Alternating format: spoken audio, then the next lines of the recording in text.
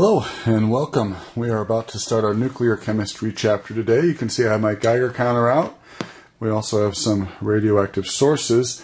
I have some desktop speakers here that are connected to the Geiger counter so we can hear the intensity of the radiation measured in counts per minute. So we'll get to that in just a few minutes. In fact, I'm going to turn it down. Well, maybe I'll leave it on just a little bit so you can hear some of what we call background radiation. So we are exposed to radiation continually. We call that background radiation, and we're going to talk a little bit about what that is today.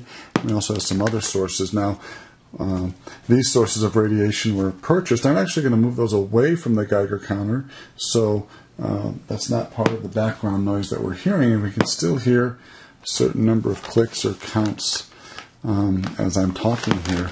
And that measures the intensity of the irradiation in the unit we'll call counts per minute.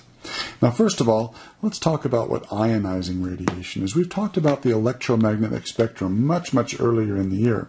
The electromagnetic spectrum is forms of radiation, both ionizing and non-ionizing. Non-ionizing would be something like heat waves, radio waves, infrared, and visible light.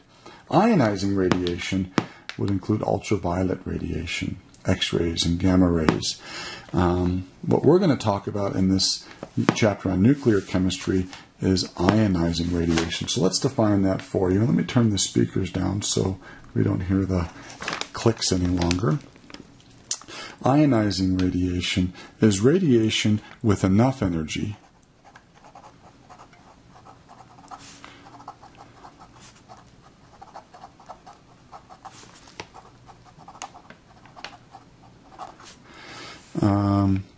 so that during an interaction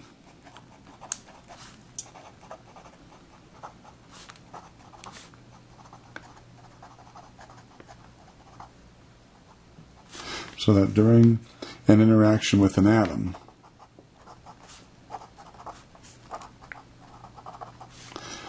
it can actually remove electrons from the orbit of that atom.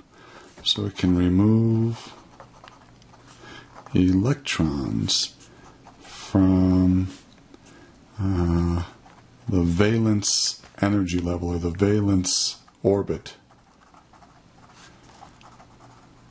of that atom.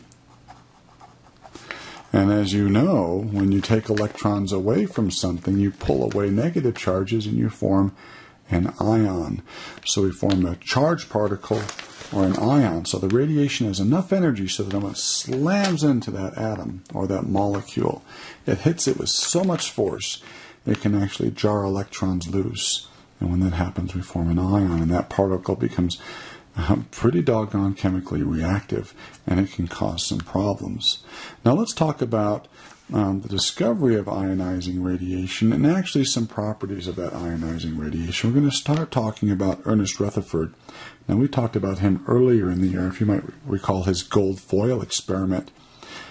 He was the gentleman who discovered the nucleus of the atom. Remember that positive center? When he shot alpha particles at gold foil, and he noticed that some of the particles were actually deflected. He's the guy who discovered the nucleus of the atom. Well, he performed this lead block experiment, which is pretty simple. It's a brick, if you can imagine, made out of lead with a hole drilled in it. And a source of ionizing radiation was put in the back of that brick, and the opening was directed towards a magnetic field. Now, on the other side of this magnetic field was a screen. Now, that screen was made out of zinc sulfide. And it turns out that when zinc sulfide is hit with a piece of or particle of ionizing radiation, it fluoresces or glows. So we could actually track these particles as they went through the magnetic field. Now, as you can see in this diagram, some of the particles were deflected towards the positive pole of the magnet. Now, obviously, they carried a negative charge, right? Opposites attract. And these are called beta particles. Some went straight through. They were not deflected by the magnetic field. Those were neutrally charged. Those are gamma rays. And some were deflected towards the negative pole. Obviously, they carried a positive charge, and they are called alpha particles.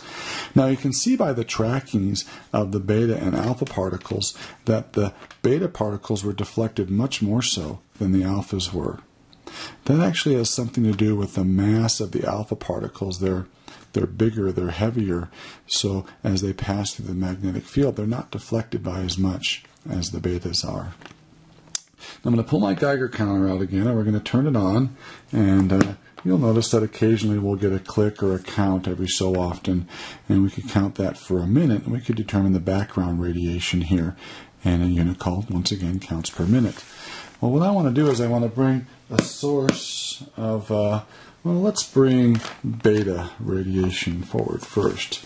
So we have our beta source here. We'll move the other ones out of the way. We'll bring them close to the detector. See that the intensity, of course, builds as we bring it closer to the detector. In fact, we're going to do an experiment later, and we'll measure how intensity decreases as I move the particle farther away from the counter. Now, beta radiation, those particles can't penetrate lead very well. So I have a piece of paper here. And I'm going to put the paper between this, the Geiger counter and the beta source, and you'll notice that the particles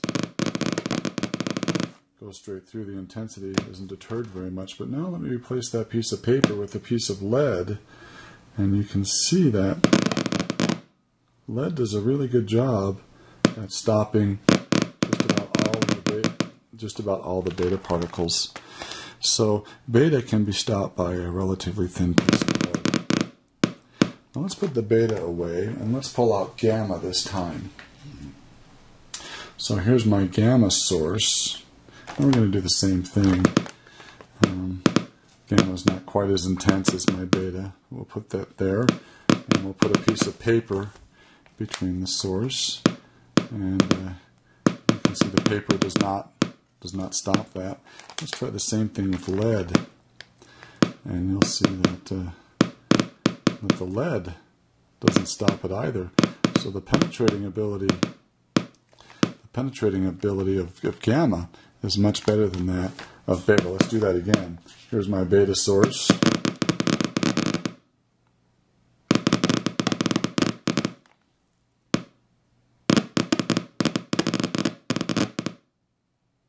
Okay, and then we'll do that again with gamma. And here's my gamma.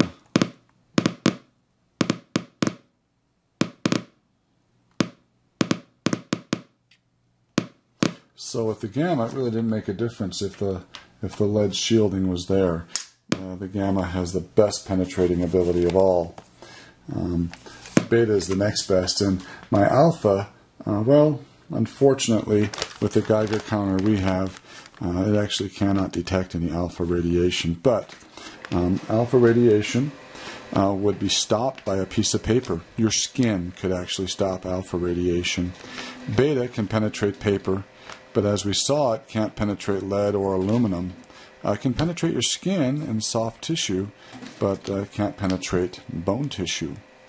Gamma radiation can penetrate paper, aluminum, and several sheets of lead. In fact, let's take a look here. I have a total of 4 sheets of lead.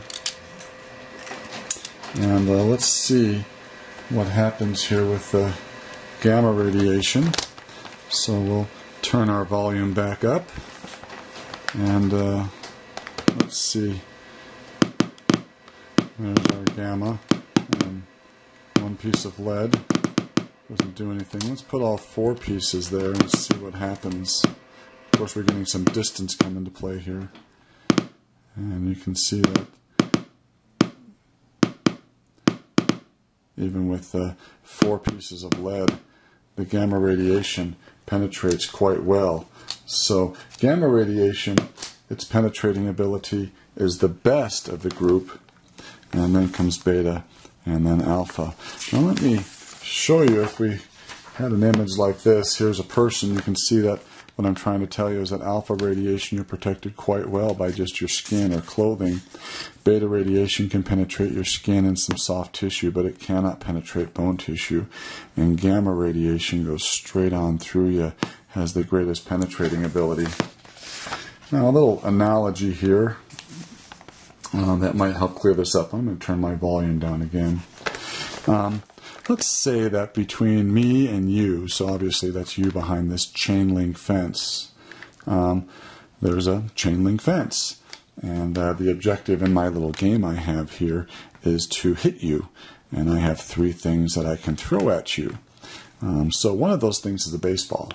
So you can imagine as I rear back with a baseball, you're not going to be too worried back there because that chain link fence is going to stop the baseballs completely. Next up is a ping pong ball. And so if I rear back with a ping pong ball, you're absolutely correct. Many of those particles are going to make it through the chain link fence, but are you going to be very bothered by the ping pong ball? Probably not, but most of them do penetrate. Finally, the last thing I have to hit you with is the light from a flashlight. So if you can imagine me shining a light at you, of course you're terrified, aren't you? Because that light can pass right through the chain link fence and it's going to do absolutely nothing to you except maybe annoy you a little bit. Well, that's sort of analogous to the size of our alpha, beta, and gamma particles. The reason that alpha can't penetrate very well is because the particles are so massive. And in the second part of this video, you'll see why. Obviously, beta particles are a bit smaller, so they can penetrate really well, but they're not too damaging.